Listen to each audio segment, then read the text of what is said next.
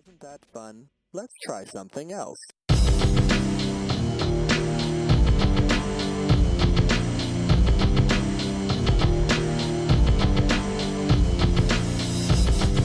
Welcome back to another Mixed Review. I'm Taryn. Got your boy CJ down there. We are back with Dr. Dre. This time we're doing Let Me Ride, explicit video version. Which I notice is like 3 minutes longer than the actual song, so there better be some quality story going on in this video here. I mean, it's just capturing what the Los Angeles lifestyle was like at that time. Like, if me not being from there, you can kind of get a feel what it is. This song is just basically all about that. It's all about the lifestyle of Los Angeles or California. This is more of a.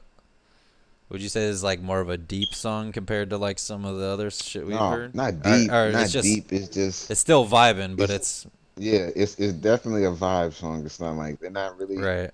talking about much, but you can get the vibe from the song, get the vibe from the video. It's just about it's more about Life it's not there. it's not it's I guess it's showing a more party side of Okay. what was at the time mostly just about, the gang banging life. Right. This is going back to the 90s here in this one. So well, at the time, and that was kind of like Snoop Dogg was like kind of a big part of that too, right? Where he was like more about Snoop the Dogg like party rap than like the gang banging rap necessarily. Yeah, I mean, he did do a lot of the gang banging rap, but at the same time he did a lot of the party rap. But he too, like started a lot of that party rap getting kind of popular. Yeah, especially from the West Coast, because in the West they didn't do that much. The West Coast was mostly associated with gang banging, like at the time, especially around the 90s. In the early 80s, it was more called just hardcore, and then in the 90s it got real like gangster rap, like Tupac and Biggie level. Yeah, gang banging, Crips and Bloods, that type of stuff. And then Snoop came, he was doing the gang banging rap. He was still talking about, because he was a Crip, he was still talking about, gang banging and stuff. But then he had songs like this one. Well, and this was Dre, but they had songs like this one that was more about the party side of California, because California was really just from the outside looking in. We just thought it was all gang banging and Crips and Bloods shooting everywhere, and everybody was getting shot. Everybody was dying.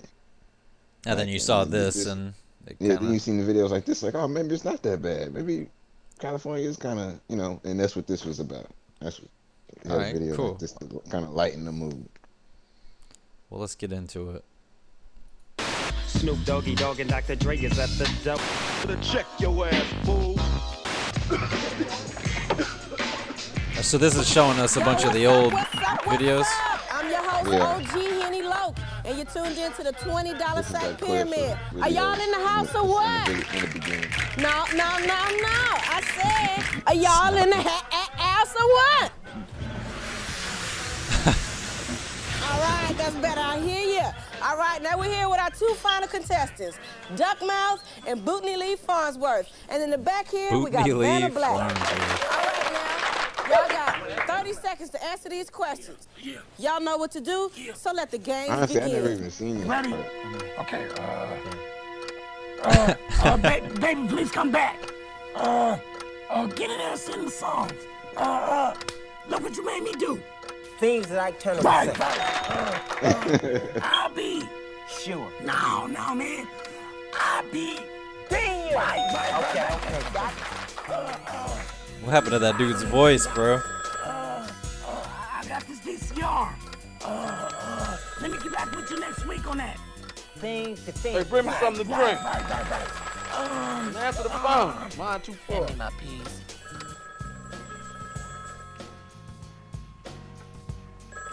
Of course they're playing.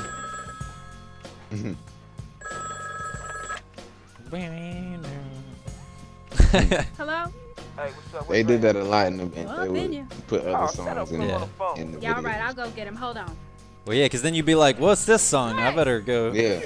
Yep. figure out what this song is. All right.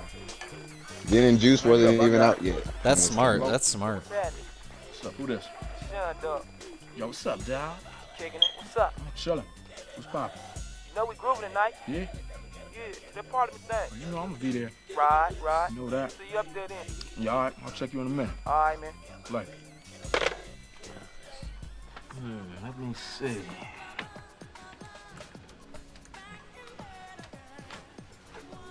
It's all the same jacket.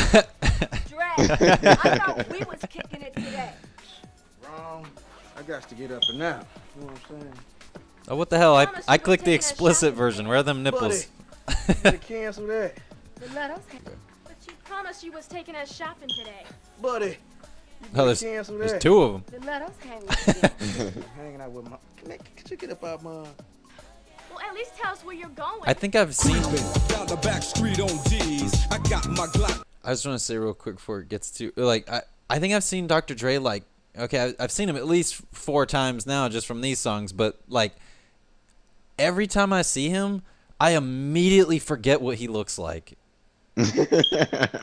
Like, is it just me? Like, why does he have the most forgettable face of all time? Yeah, that's like true.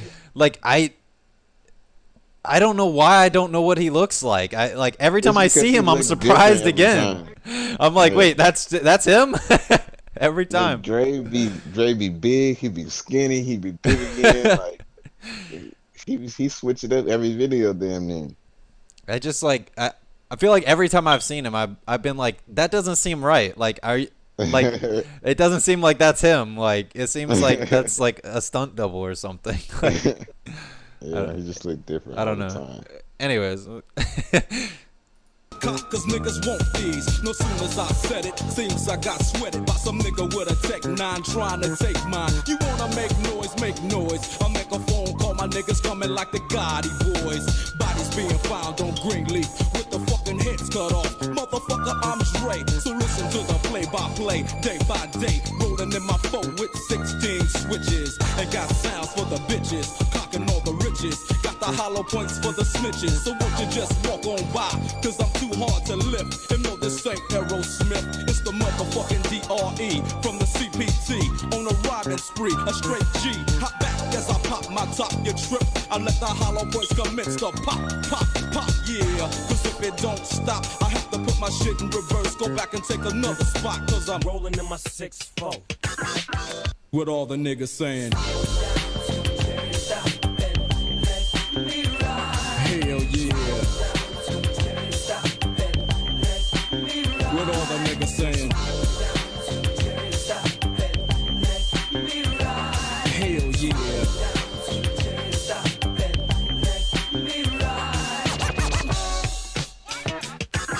Just another motherfucking day for Dre, so I begin like this. No medallions, dreadlocks, or black fists. It's just that gangster glare with gangster raps. That gangster shit makes the gangs of snaps.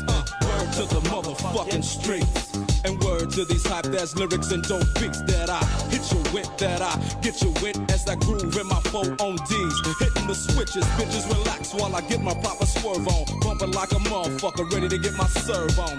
But before I hit the dope spot, gotta get the chronic, the Remy Martin and my soda pop.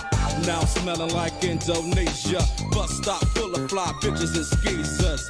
On my dick cause my 4 on hit. Pancake front and back, side to side and all that shit. So when I crawl, I comes correct. Now if your bitch in my shit, it's your bitch you check, nigga. Now let the Chevrolet slide as I dip and make a trip to the south side, yeah. Rolling in my 6-4. What all the bitches saying? Hell yeah. What all the motherfucking bitches saying? Know what I'm saying?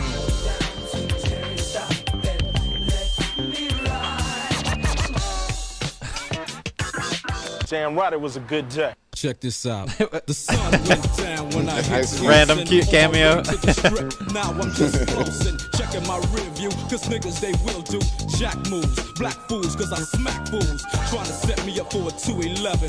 Fuck around and get caught up in a 187, but I don't represent no gangbang. Some niggas like Throwing out that 187 again. Hang, so on and so on. Why don't you let me roll on? I remember back in the days when I used to have to get my stroll on. Did nobody wanna speak? Now everybody peeping out the window when they hear me beating up the street. Is it Dre? Is it Dre? That's what they say every single motherfucking day. Yo, but I ain't tripping, I'm just kicking it.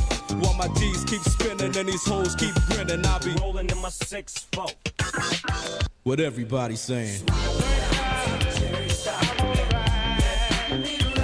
Hell yeah. What everybody saying? Hell yeah. What the fuck was that? Fucking spaceship. That's another band, Parliament Funkadelic. That's where it's sent to the beat from.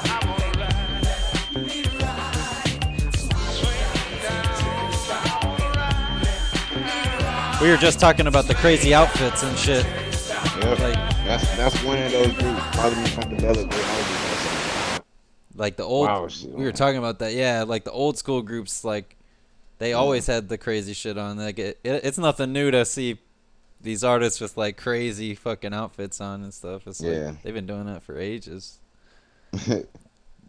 Like, so it's why when people like get mad about like, you know, the artists with the crazy grills and the piercings and the tattoos and everything else, it's like, bro, that's just like they got to do something to make themselves like stand out, like a little bit. Like, I mean, I don't know, I'm kind of torn because I want to think in my head like if your music's good enough you don't need that, but you want to think that, but you know, some people, they end up getting kind of more.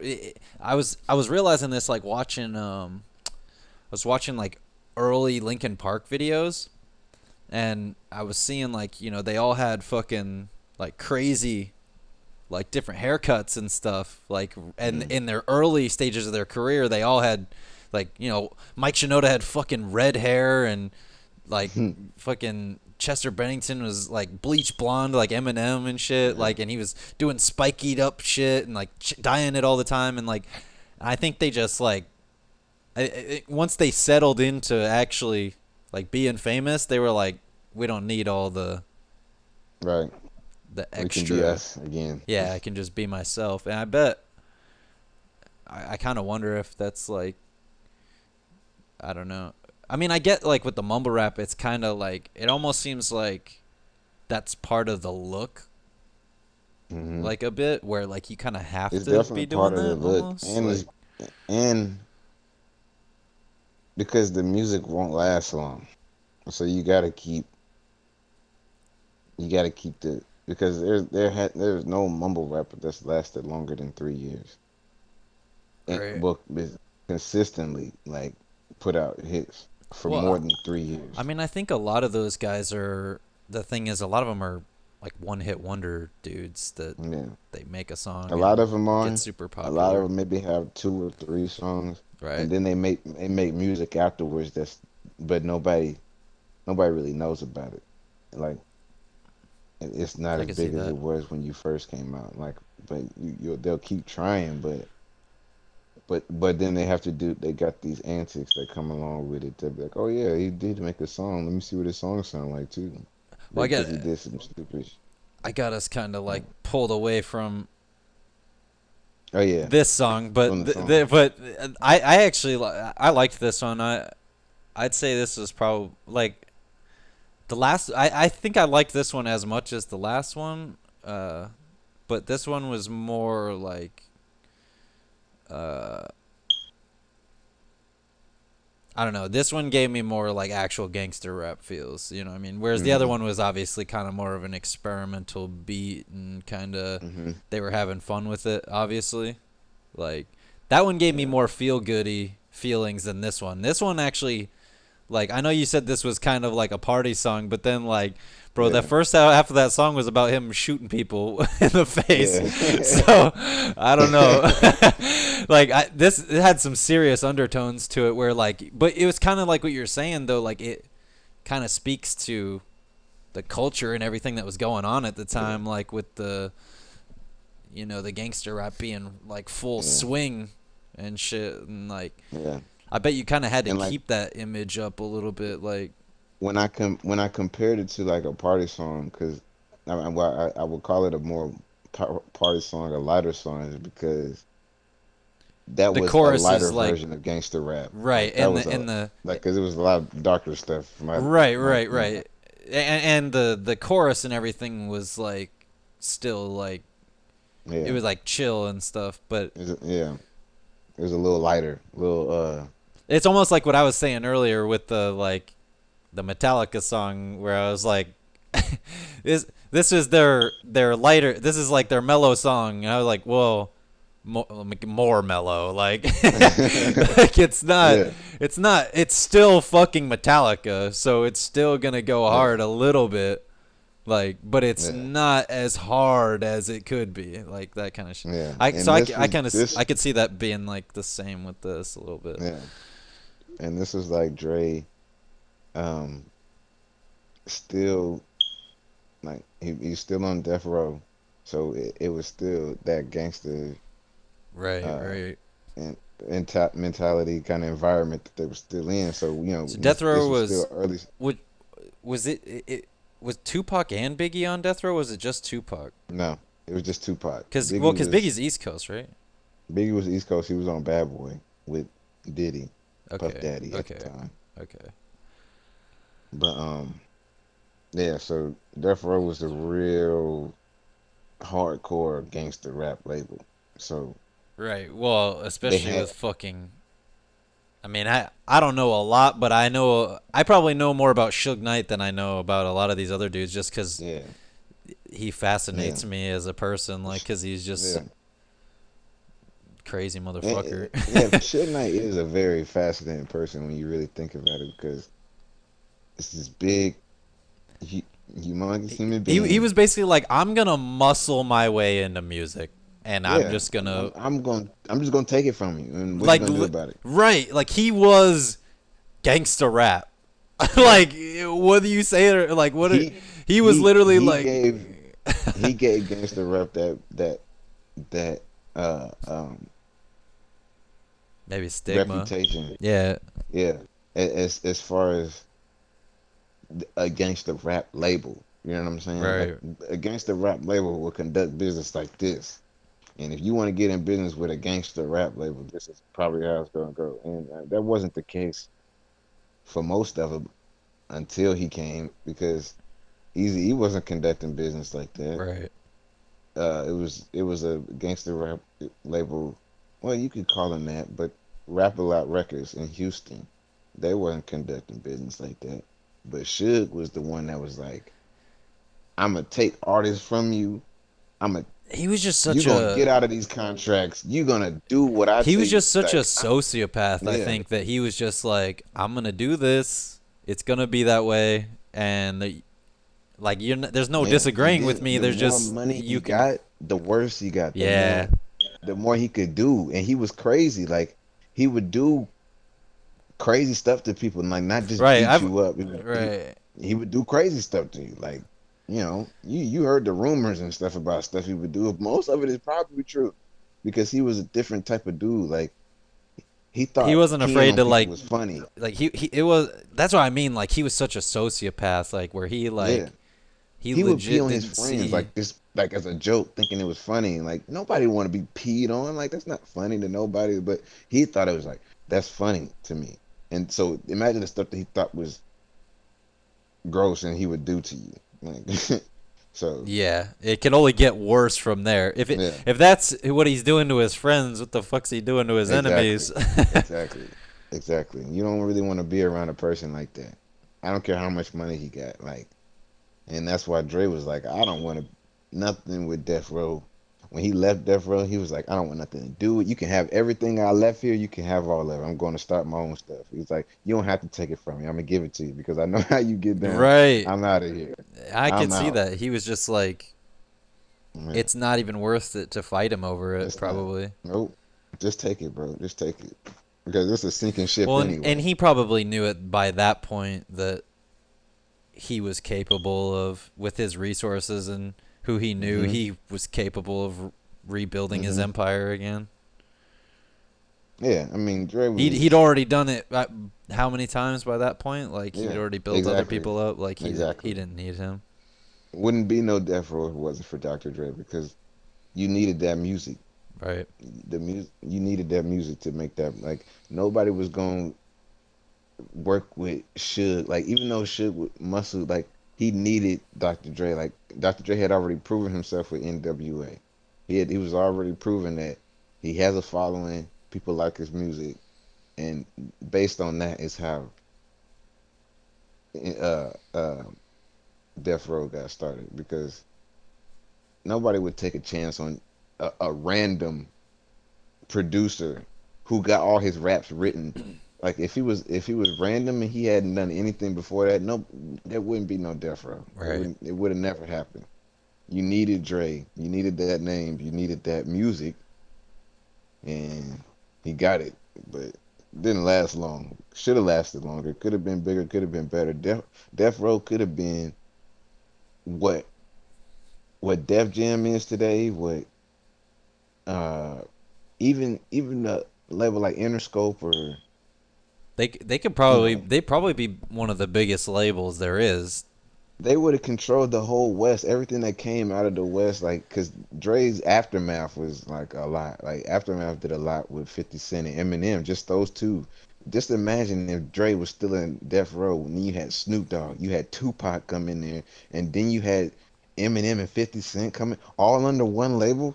Yeah, And then that's crazy. Eminem and 50 Cent bring G Unit, and Eminem bring D12, and all, like, it could have been one of the biggest labels ever, bro. Ever. Bigger than any, but you know, when you conduct business the way they did, it was bound to fail. Fall apart, yeah.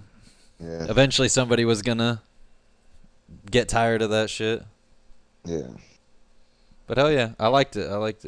I liked the history lessons that came along with that one. That one. All right, on to the next one.